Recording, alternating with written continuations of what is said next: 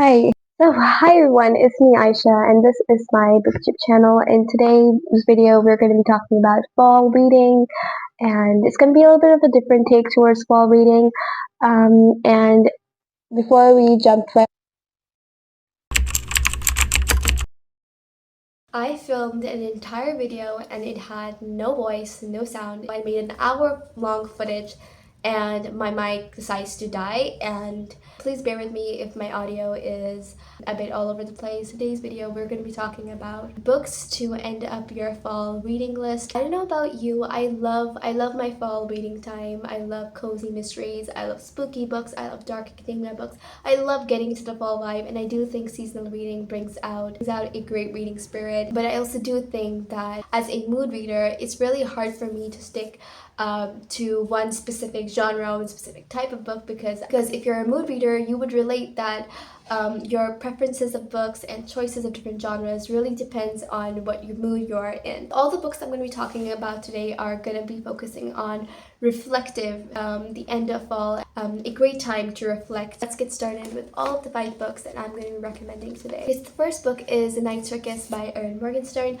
I know this book is really popular. I know people really tend out to pick this up in fall, which is great. Like, it's a popular fall book, a lot of people do read it, and if you haven't read it, this is a sign for you to pick it up in November. The reason why I think it's perfect for November or the end of fall is because it does have a strong theme of reflection. Coming to that point a bit later. So briefly talking about the plot. So The Night Circus is a story about 2 magicians, or specifically an illusionist and a magician, who are basically taught to compete in this competition ever since they were kids. So it does have a lot of focus on magic, and it is really atmospheric, it's cozy, and the writing itself is really lyrical. So the reason why I place this in reflective fall reads is I think Erin Morgenstern in this book brings out a perfect representation of fall as season, not only in terms of the vibe or the aesthetic, brings a strong theme of reflection, self-growth in my opinion, because thinking back, I did reread this book in January, so upon rereading this book, I realized that the character growth, the relationship growth between Celia and Marco is really reflecting on letting go and sort of transitioning and transforming as an individual. Upon rereading and thinking back on this book, its reflective nature is one of the most prominent things that I found and that I think back on. A perfect book to pick up this November. The next books in the list, they are a bit different to Night Circus. Maybe popular reads, but not a lot of people talk about them in fall season. Anne of Green Gables by Lucy Montgomery, another one of my all-time favorites. I absolutely adore this book. I know what you guys might be thinking. Isn't this like a summertime book? And while I do agree that it is mainly, you can characterize it as a springtime or summertime read, I do think I think it's a great book to read in either spring or fall, which I will get into, but again, a brief description about the book. And I do think this book will be more enjoyable if you know little to nothing about this book. We're following our 11-year-old orphan girl, Anne Shirley. So we're following this orphan who moves in with the Cuthberts, who did wanted to, I think, adopt a son, but they end up getting Anne. So it's basically about Anne settling into the new life. I think this book is a really heartwarming and cozy and reflective read, which makes it a perfect read to end off this fall. And of course, if you are in spring or moving towards the summer, this is also a perfect book for you. It is a classic. So yeah, I think this is a great reflective read. It is because apart from self-reflection, I do think reflecting about the people around you and surroundings is a great way to end up fall, and this book does have strong themes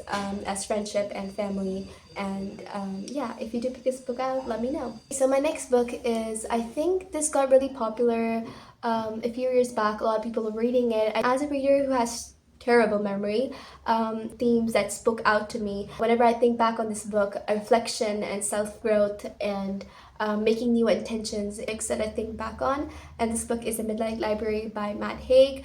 I would recommend checking out. Trigger warnings. I'm just gonna give a briefly explain what this book is about. So in this book, we're following our protagonist Nora Seed, who's a middle-aged woman around, I think, in her 30s. She is not satisfied with her life, and she decides to end her life or commit suicide.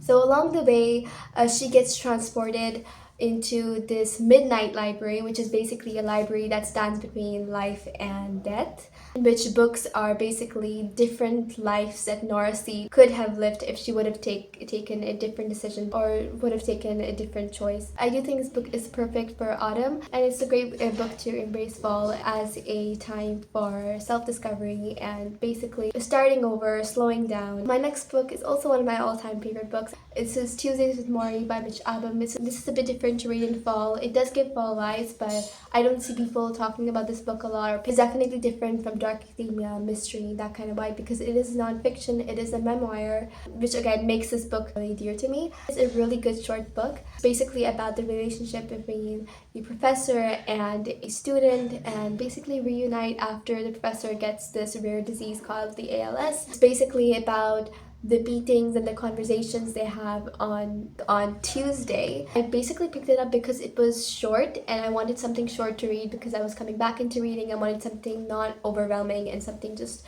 quick to read, and this book exceeded all of my expectations.